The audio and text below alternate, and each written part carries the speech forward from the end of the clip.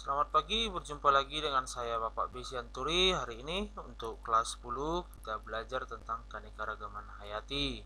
Pada materi pembelajaran keanekaragaman hayati ini kita akan belajar nantinya tentang bagaimana suatu makhluk hidup tersebut pada tingkat gen, tingkat spesies, tingkat ekosistem, baru keunikan keanekaragaman hayati berupa makhluk hidup itu baik berupa flora dan fauna yang ada di Indonesia. Baru bagaimana suatu makhluk hidup itu dipengaruhi oleh kegiatan manusia, baik itu kegiatan yang positif maupun kegiatan yang negatif. Oke, untuk tidak memperlama waktu, mari kita langsung masuk ke materi keanekaragaman hayati. Apa itu pengertian keanekaragaman hayati?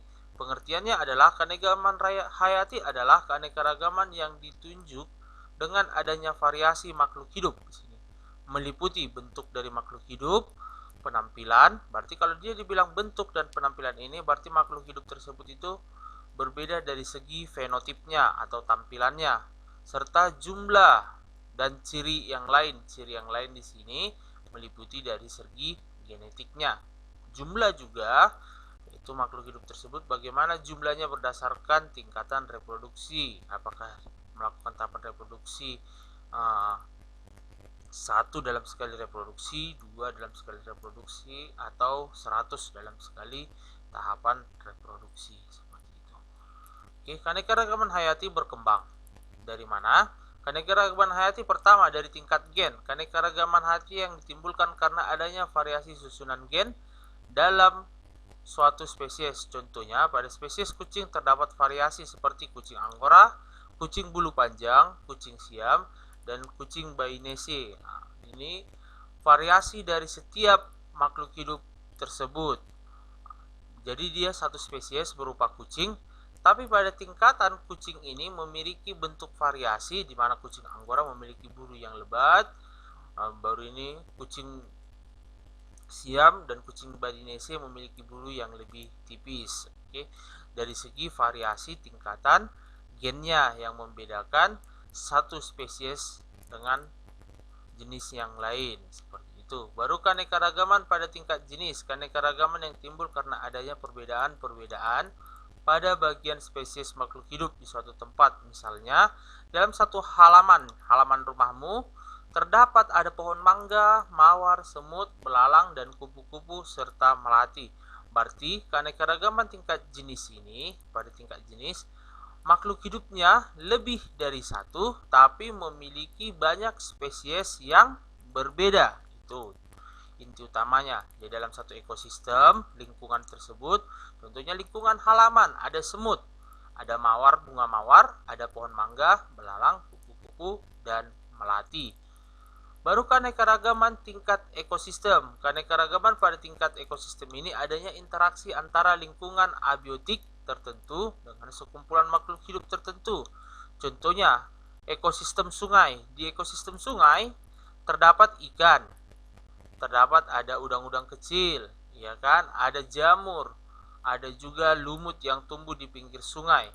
Baru ekosistem terumbu karang, ada alga, ada ikan yang bersembunyi di bawah terumbu karang, seperti itu. Baru ekosistem hutan. Di dalam ekosistem hutan ini terdapat tumbuhan yang membentuk kanopi. Di bawah kanopi itu ada tumbuh jamur. Baru di dalam hutan juga terdapat belalang, terdapat hewan mamalia seperti harimau, gajah, ataupun makhluk hidup yang lain. Itu jadi intinya keanekaragaman pada tingkat ekosistem ini adalah bagaimana suatu makhluk hidup itu hidup dalam suatu lingkungan yang saling berinteraksi dengan lingkungan itu sendiri atau faktor abiotik itu sendiri. Oke, yang berikutnya contoh keanekaragaman spesies seperti ini nyamuk, ada kantong semar, oke, ada kucing dan tumbuhan paku. Contoh ekosistem keanekaragaman ekosistem seperti hutan ini.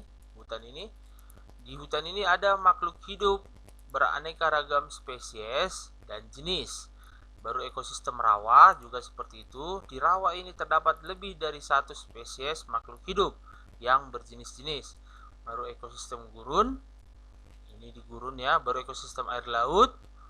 Oke, ini terumbu karang, baru ekosistem air tawar. Ini ekosistem air tawar ini seperti di sungai. Keanekaragaman hayati di Indonesia. Keunikan keanekaragaman hayati di Indonesia ditandai oleh beberapa faktor. Oke, adanya fauna bertipe oriental dan australis dan juga peralihan. Kedua, memiliki tumbuhan flora bertipe Melanesia. Yang keempat, memiliki hewan dan tumbuhan yang endemik. Baru yang berikutnya, memiliki hewan dan tumbuhan yang langka. Oke, kalau dia dibilang makhluk hidup bertipe oriental atau orientalis, artinya bahwa pembagian makhluk hidup ini berdasarkan garis Weber. Oke, oleh karena itu, maka Bapak akan memberikan berupa tugas. Oke, maka Bapak akan memberikan berupa tugas dalam pelajaran keanekaragaman hayati ini. Soal pertama, jelaskan apakah yang dimaksud dengan garis Malaysiana. Kedua, jelaskan bagian-bagian wilayah orientalis. Yang ketiga, jelaskan yang dimaksud dengan hewan endemik. Yang keempat, jelaskan apa itu garis Wallace dan garis Weber. Oke, kamu kerjakan ini, keempat soal ini. Kemudian kamu kumpulkan hasil jawabannya ke dalam form penugasan. Ingat, ke dalam form penugasan jangan dikirim melalui inbox, WA, atau ke dinding kelas Edmodonya agar dapat Bapak nilai. Oke. Nah, sekianlah penjelasan Bapak tentang keanekaragaman hayati. Keempat soal ini akan kita bahas di pertemuan yang berikutnya berupa jawabannya. Oke, jadi kamu kerjakan dengan baik. Nah, kamu bisa menggunakan buku referensi e-book yang telah Bapak berikan. Sekian penjelasan Bapak dan terima kasih.